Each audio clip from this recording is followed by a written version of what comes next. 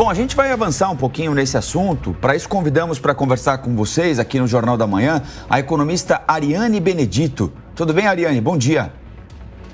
Bom dia, Rafael. Bom dia, Lívia. Bom dia a todos. Sempre um prazer estar aqui com vocês. Muito obrigada. A gente que agradece. Ariane, eu sei que esses rankings são relativamente discutíveis, né?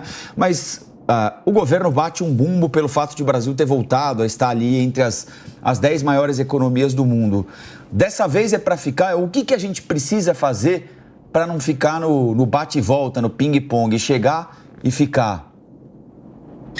Bom, o que a gente precisa fazer e a gente espera que seja feito é o dever de casa do governo agora, né? Como eu costumo dizer de forma bem frequente nas minhas falas, é que o Brasil, em comparação com o resto do mundo, a gente tem uma casa mais arrumada, né? A desaceleração inflacionária para a gente é mais evidente, a gente já iniciou o corte de juros, a gente, apesar ainda da defasagem da taxa de juros mais alta, impactando a economia, ainda assim a gente cresceu. O que falta agora é o dever de casa do fiscal, a continuidade da responsabilidade, da condução das políticas, para que a gente tenha um câmbio um pouco mais apreciado, para que a gente volte a receber o investimento aqui no Brasil e para que a gente tenha atração de continuar crescendo para os próximos anos. A expectativa, o consenso hoje de mercado pela pesquisa Focus ficou em 1,87 na última medição e fora do Focus, né, um pouco mais técnico, a projeção é de 2%. Já o governo já tem uma expectativa de 2,2%.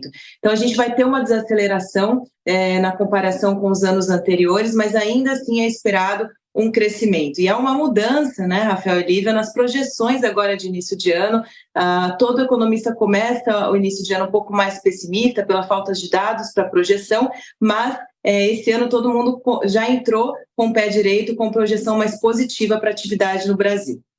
Agora, Ariane, você fala sobre necessidade, não só você, todo comentarista com quem nós conversamos, fala da necessidade do controle e da responsabilidade fiscal, da reforma administrativa, do corte de gastos para manter uma tendência positiva do PIB. Já Fernando Haddad, ao comemorar esses resultados bons ontem, do ano passado, disse que é preciso aumentar os investimentos. E aí? Em alguns setores existe essa necessidade de aumentar os investimentos, mas a gente não precisa aumentar os gastos para aumentar os investimentos. A gente pode fazer uma excelente realocação de recursos com o que a gente já tem disponível para investimento, já na base orçamentária, sem mexer em expansão de orçamento público e redirecionar melhor esse investimento. Indústria precisa de investimento, infraestrutura precisa de investimentos, apesar de a gente ter crescido bem o ano passado sem também esse recurso. Então, veja, a própria economia brasileira já está se retroalimentando para esses outros setores mais sensíveis, e principalmente a política monetária, já está entregando resultado. Se for feito, né, essa disseminação de recursos mais organizada, com certeza esses setores vão responder muito melhor e é onde está a maior concentração da renda também, né? O Brasil ainda é o país do agro, por isso é uma grande comemoração quando a gente tem um agro forte, mas também esse ano não dá para contar com a surpresa do agro, né? Já é projetado uma safra menor, porque a gente foi beneficiado pelo clima em 2023, e essa mesma projeção de clima esse ano não se repete.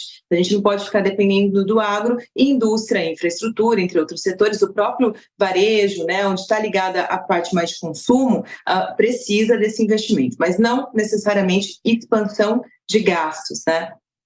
Ariane, há alguns meses, poucos, o governo lançou uma nova política industrial, criticada por alguns, elogiada por outros. Você lembrou aí o desempenho fundamental que o agro teve no ano passado para que o Brasil atingisse esses quase 3% de crescimento, né?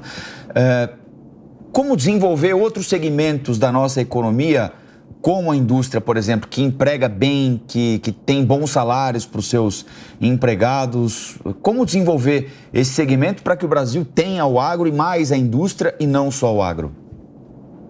Interessante nominar essa nova política industrial. Na verdade, a gente está vivendo a velha política industrial novamente, né? Foi trazido aqui dos mesmos termos e ela não foi eficiente no passado. Então, isso tem uma preocupação adicional de como, nos moldes de hoje, depois dessa mudança estrutural econômica pós-pandemia, se ela realmente vai ser eficiente ou não, né? Mas a questão de investimento que a gente precisa ainda estão em diversos setores da economia. Quando se trata de um país emergente, um país em desenvolvimento, a gente precisa de suprimento, ou seja, investimento para que esses outros setores eles continuem, né, trazendo produção.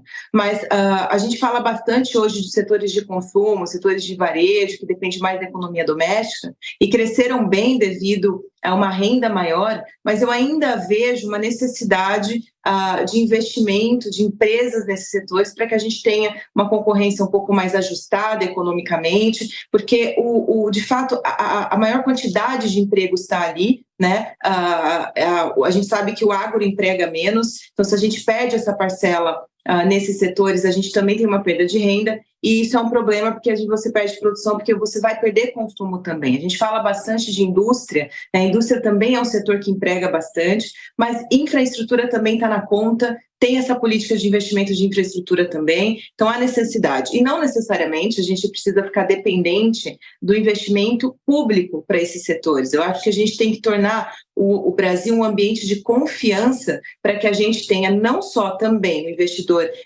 estrangeiro aqui, porque a gente fala de investimento, a gente já remete ao investimento estrangeiro, mas o próprio investidor local de trazer novas empresas, novas oportunidades, abrir concorrência, ou, né, o próprio private equity de empresas que estão aí no mercado e que precisam de combustível para expandir, para investimento, e isso tudo gera emprego, que gera renda, e a gente tem uma economia rodando. Então, eu acho que o que falta agora nesse início de ano é trazer um pouco mais de confiança para o Brasil, e o melhor investimento que o governo pode fazer é ajudar esse ambiente de confiança. Como ele faz isso? Fazendo o dever de casa, que hoje é a política fiscal, que precisa de um pouquinho mais de atenção, cumprindo o que foi colocado, né, as políticas já vigentes, sem excessos.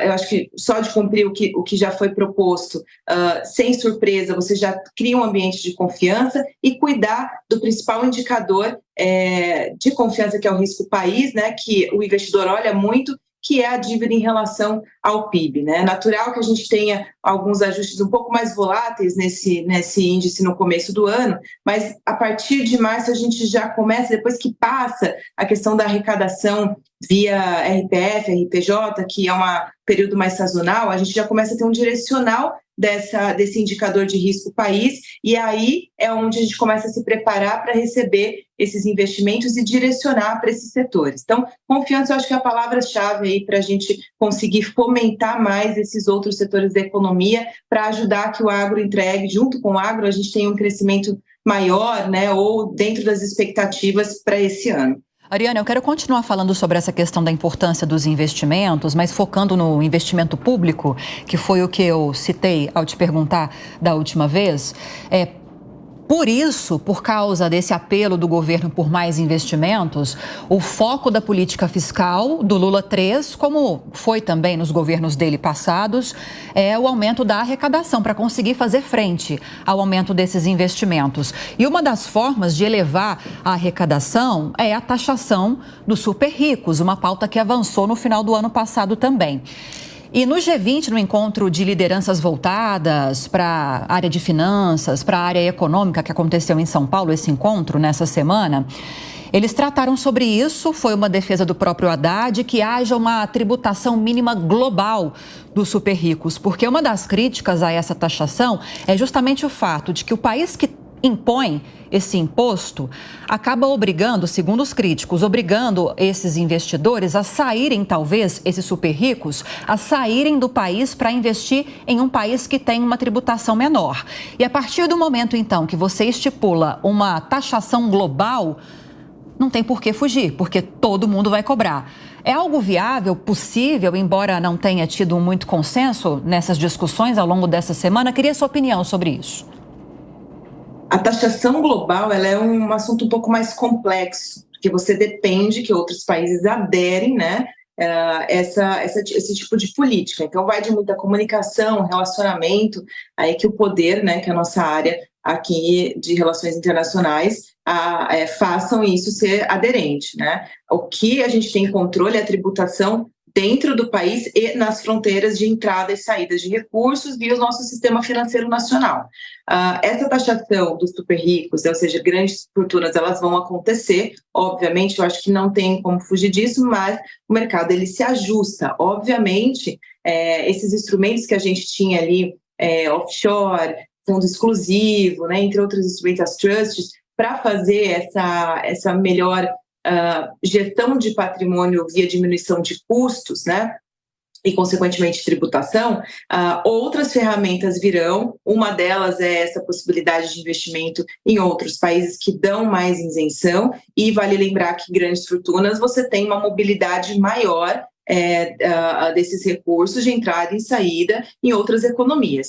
E aí você fazer uma taxação global, a gente está falando de comércio internacional, o quanto vantajoso isso é para o país que talvez já esteja de olho de morder essa fatia desse patrimônio na qual o Brasil pretende taxar, e lá eles, mesmo sem um tipo de retenção, ainda assim é uma crescente de patrimônio para a economia que está recebendo, o quanto de interesse global tem sobre isso. Por isso que a discussão ainda é muito dispersa, não existe um consenso, é complexo essa questão da taxação global, acho válida a discussão sim, e com certeza o Brasil está fazendo a sua obrigação de tentar conservar o máximo possível do seu patrimônio dentro de casa.